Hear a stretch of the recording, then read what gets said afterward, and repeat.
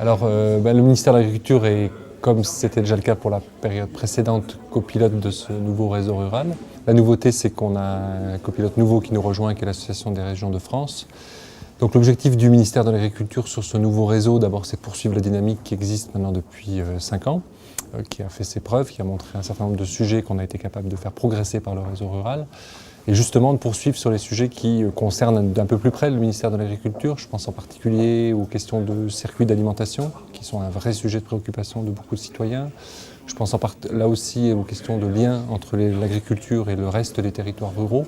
On est en train de mettre en place ce qu'on appelle les groupements d'intérêt économiques et environnementaux sur les territoires, les GI2E, donc groupements d'agriculteurs qui ont vocation à faire évoluer leurs pratiques, et on est persuadé que le réseau rural peut être un endroit de résonance de ces projets pour mettre autour de la table des acteurs complémentaires. Alors le commissariat général à l'égalité des territoires est un des 3 pilotes du dispositif national. L'enjeu pour les 6 ou 7 ans qui viennent, c'est d'avoir des propositions très concrètes, pas seulement des vœux pieux, des améliorer, des développer, des faciliter, etc. Mais concrètement, qu'est-ce qu'on peut faire pour nos territoires, que ce soit au niveau local, que ce soit au niveau régional, au niveau national bien entendu, mais aussi pour faire remonter des propositions très concrètes d'action au niveau européen. L'enjeu, en fait, est multiple, mais il est clair qu'un enjeu primordial pour les régions, et au travers de l'ARF, va consister à jouer au mieux le rôle d'interface donc entre les activités des réseaux ruraux régionaux et les activités du réseau rural national. Donc c'est une interface qui devrait être organisée au quotidien, qui devrait être organisée de façon permanente, et qui impliquera bien évidemment au niveau des collaborateurs de l'ARF un véritable investissement dans le comité réseau rural, dans les comités consultatifs et plus généralement dans l'Assemblée générale. Voilà. Donc c'est un gros challenge qui attend, je dirais, aussi bien les régions, les collaborateurs, les élus des régions que les collaborateurs de l'ARF, mais il est clairement identifié comme, je dirais, l'enjeu prioritaire et donc auquel on doit apporter une vraie réponse dans les années qui viennent. D'abord, quand même, une première chose, c'est qu'un réseau, c'est fait pour mettre en mouvement des acteurs. Et ceci depuis la base jusqu'au niveau européen.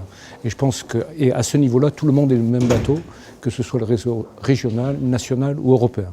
Donc tout le monde doit avoir ce même objectif, que ça bouge sur le terrain, que des projets intéressants qui se concrétisent et qu'on améliore donc la situation tant de l'agriculture que du développement rural, que du développement des territoires. Ce qu'il faut inventer, c'est les articulations intelligentes. Ce qu'on peut traiter au niveau régional doit être traité au niveau régional. Ce qu'on peut traiter au niveau national doit être traité au niveau national. Et puis au niveau européen, on réserve les grands défis sur lesquels c'est riche de travailler entre acteurs de différents pays. Les frontières, elles se créent comme ça. Donc, quelle plus-value on peut attendre si on monte au niveau européen ? Je crois qu'une des attentes des territoires leaders, des territoires EGaL par rapport à ce nouveau réseau, c'est justement cette mise en réseau, cette mise en proximité de tous les acteurs locaux qu'on n'a pas connus pendant cette précédente génération et qui va être, je pense, un des atouts indéniables de la construction de ce nouveau réseau. Voilà, donc dans le mot réseau, il faut vraiment que ce soit réseau de proximité et puis que ce réseau rapproche les acteurs locaux de l'Europe, parce que très souvent on oublie, dans les communes rurales, dans les projets ruraux, que ce sont des fonds qui viennent de l'Europe, et pour que les territoires ruraux puissent mettre en place des projets, apporter une plus-value avec ces fonds, à partir de stratégies et à partir d'atouts et de spécificités de ces territoires. Donc un réseau qui renoue avec la proximité. On attend en fait du réseau rural national qui soit vraiment un carrefour des régions pour pouvoir porter à la connaissance des décideurs, porter à la connaissance du niveau européen nos travaux régionaux et nos propositions opérationnelles pour faire bouger les lignes.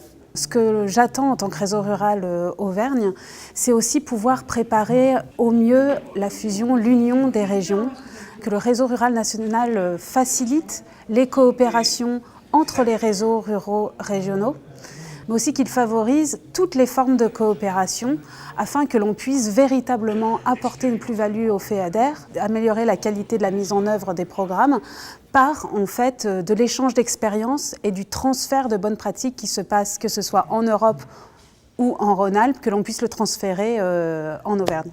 Notre intérêt de participer au réseau rural est multiple, dans le sens où on a des instituts techniques qui sont structurés par filière mais implantés dans des territoires selon les bassins de production, donc un croisement des filières et des territoires et des logiques territoriales de nos filières et du coup de nos activités. Notre métier, c'est de transformer les résultats de la recherche en solutions directement applicables pour les agriculteurs et les conseillers. À ce titre, les instituts techniques ont un rôle à jouer dans les dispositifs d'innovation en agriculture et donc dans le réseau rural national et notamment sur le volet du partenariat européen d'innovation. Ce PEI devra avoir une approche nécessairement intégrée de mise en réseau des savoir-faire techniques et des connaissances. Et à ce titre, on espère pouvoir participer au mieux dans cet échange de savoir-faire et de connaissances entre l'échelle européenne et l'échelle régionale. L'attente majeure, c'est de promouvoir dans le cadre du FEADER et de ce réseau rural des actions qui soient développées au plus proche du territoire et entre des acteurs variés, en quelque sorte promouvoir le développement territorial intégré. L'intérêt du réseau rural, c'est de mixer les publics avec des acteurs agricoles, des acteurs forestiers, des acteurs environnementaux, des acteurs de collectivités locales. Et finalement, si on progresse en qualité dans le programme, ce sera dans notre capacité à faire ensemble autour d'actions qui, pour l'instant, sont quand même assez parcellisées, peu transversales.